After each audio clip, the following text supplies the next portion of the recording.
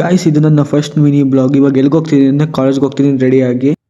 Guys ಇವಾಗ time ಬಂದು 6:30 ಮತ್ತು ನನಗೆ ಅಬ್ಸರ್ವೇಷನ್ ತೊಗೊಳೋದು ಮರ್ತೋಗ್ಬಿಟ್ಟಿದೆ. ಅದಕ್ಕೆ ಅಬ್ಸರ್ವೇಷನ್ ತೊಗೊಂಡು ಆಮೇಲೆ ವಾಚ್ ಕಾಣಿಸ್ತು, ವಾಚ್ ಹಾಕೊಳ್ಳೋಣ ಅಂದ್ಬಿಟ್ಟು ವಾಚ್ ತೊಗೊಂಡೆ. ಅದ್ರಲ್ಲಿ ಚಾರ್ಜಿಂಗ್ ಇರಲಿಲ್ಲ, ಹಂಗೂ ಹಾಕ್ಕೊಳ್ಳೋಣ ಅನಿಸ್ತು, ಅದಕ್ಕೆ ಆ ವಾಚ್ ಹಾಕ್ಕೊಂಡೆ.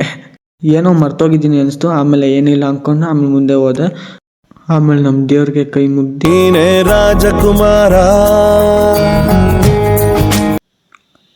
ಇಷ್ಟೊಂದು ಮೆಟ್ಲು ಯಾರು ಇರ್ತಾರೆ ಅಂತ ಅದಕ್ಕೆ ನಾನು ಹಿಂಗೆ ಜಾರ್ಕೊಂಡು ಹೊಟ್ಟೋಗ್ತೀನಿ.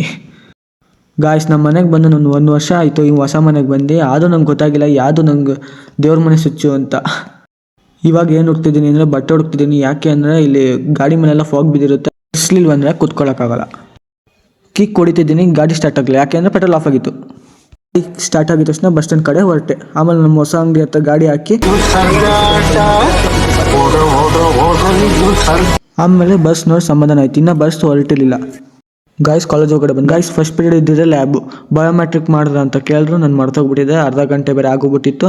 ಬಯೋಮೆಟ್ರಿಕ್ ಅಂದರೆ ಅಟೆಂಡೆನ್ಸು. ನಾವು ಇದೆ ಡೈಲಿ ಇದೆಲ್ಲ ಅಟೆಂಡ್. ಲ್ಯಾಬ್ ಮುಗೀತು, ಕ್ಲಾಸಿಗೆ ಬಂದು ಎಲ್ಲ ಗೇಮ್ ಆಡ್ತೀವಿ. ಆಮೇಲೆ ನನ್ನ ಫ್ರೆಂಡ್ ಎಲ್ಲ ತಲೆ ಬಸ್ಕೋಬೇಕು, ಕ್ಯಾಮ್ರಾ ಆನ್ ಮಾಡು ಅಂತ. ಆಮೇಲೆ ಟೈಮ್ ಆಗಿತ್ತು, ಎಲ್ಲರೂ ಮನೆಗೆ ಹೊರಟ್ರು.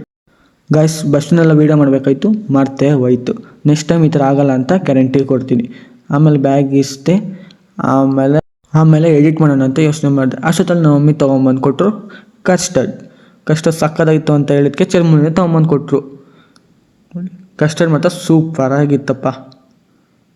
ಗಾಯ್ಸ್ ನಾನು ಎಡಿಟ್ ಮಾಡೋಕೆ ಕುತ್ಕೊಂಡೆ. ಅಷ್ಟೊತ್ತಲ್ಲಿ ನನ್ನ ಫ್ರೆಂಡ್ ಫೋನ್ ಮಾಡ್ದೆ, ಇವತ್ತು ನಕ್ಕುಲ್ ಬರ್ತಡೇ ಇಟ್ಕೊಂಡು ಬಾರೋ ಹೋಗೋಣ ಅಂತ ಆಚೆ. ಅದಕ್ಕೆ ಇವಾಗ ಎಡಿಟ್ ಮಾಡೋಕ್ಕೆ ಆಗಲ್ಲ. ಇನ್ನು ನೈಟ್ ಬಂದು ಎಡಿಟ್ ಮಾಡಬೇಕು. ನೈಟ್ ಒಂದು 10 ಗಂಟೆ ಆಗುತ್ತೆ ಬರೋದು. ಅವಾಗ ಕೂತ್ಕೊಂಡು ಎಡಿಟ್ ಮಾಡಿ ಅಪ್ಲೋಡ್ ಮಾಡ್ತೀನಿ. ಅಷ್ಟೇ.